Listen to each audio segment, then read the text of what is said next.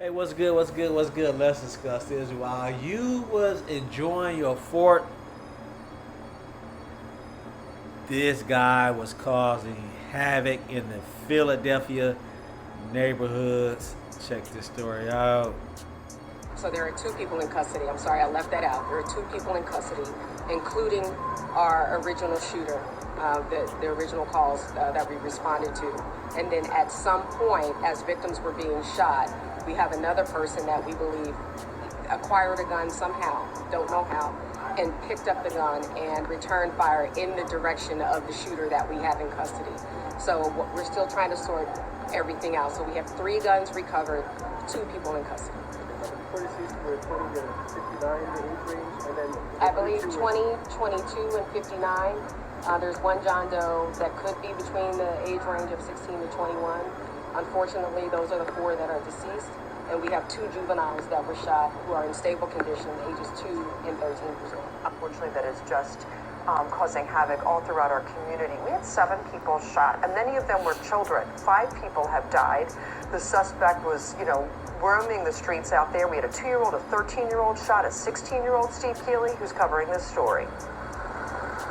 Yeah, all the people that were killed, all 5, they could be adult males. The youngest could be 16, but right now police haven't even identified him yet. And they just estimate that he could be as young as 16, but also as old as 21. And always sad when it's a John Doe in the police reports initially, because some families out there watching this headline and finding out about a shooting, then trying to reach their son or their brother and not being able to reach him, and then worried sick till they come here to the medical examiner's office to make a positive identification. That's how sad this one is. So here is the latest scene where a father knew about this shooting, couldn't reach his son, and couldn't get to his son's house because it was within the crime scene. He gets inside the house after midnight, sees bullet shells on the enclosed porch, sees more bullet shells around his son's body on the living room floor, and his son is pronounced dead at 12:34, becoming the 5th fatal victim of the shooter.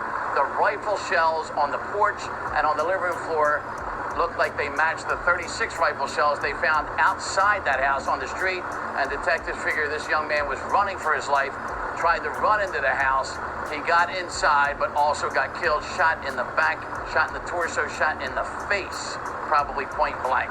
And then this scene here is just the beginning of a scene, essentially, because you've got 2x4 block area that became this wild crime scene in Kingsessing, where somebody looked like they were just shooting at random. The miraculous thing is somehow why this guy is armed with an AR-style rifle. You see that bicycle there? That's what the 13-year-old wounded was riding at the time. It was daylight when this all began, right before 8:30. So the miraculous thing is that police get over there.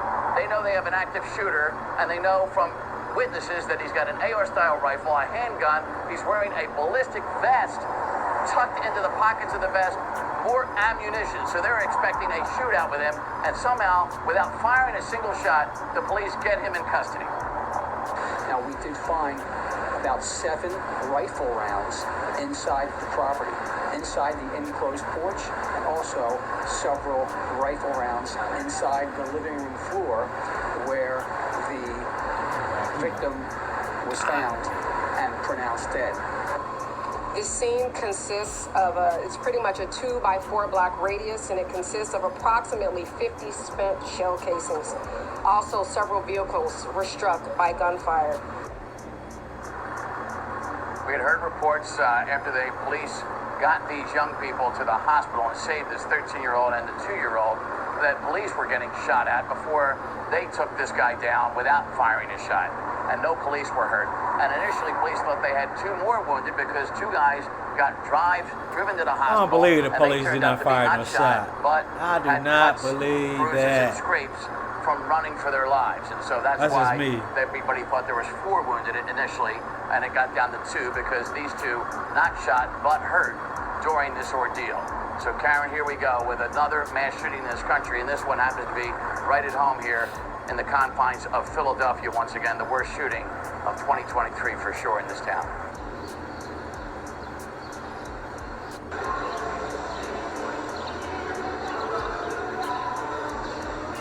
So if you heard the reports right, somebody was firing back at the Gunman.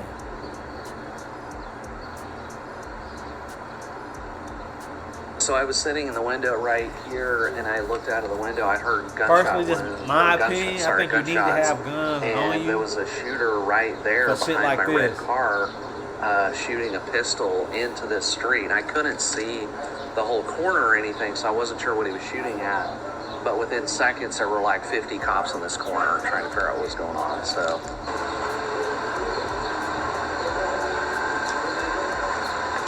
As a human, you have to figure out how to process these things and move on. But at the same time, like, this was so uncommon for this neighborhood that it will definitely stand out. So it's unusual in that sense. So I think that I'll be thinking about it for a long time.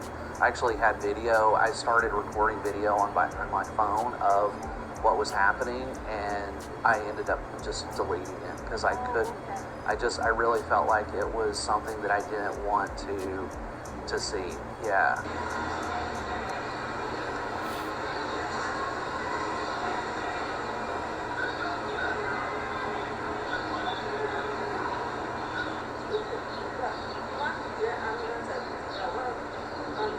It makes you wonder, as the story come out, why did he choose this neighborhood?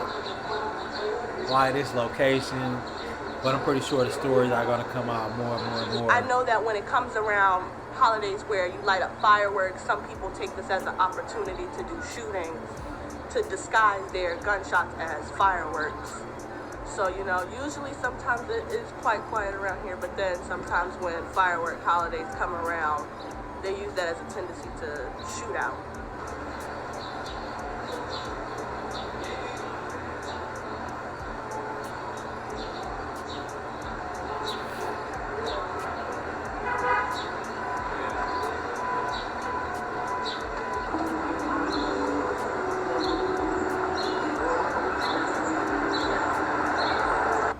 Dude shot 4 people, probably more.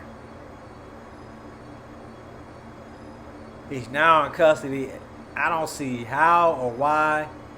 I don't see how the police just didn't shoot this motherfucker right here. He had on a bulletproof vest, AR-15 in a handgun, just shooting in the neighborhood. So you can see the neighborhood right here.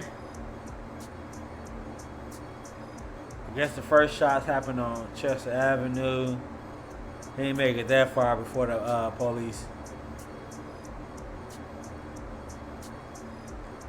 located him and started chasing him. Right here.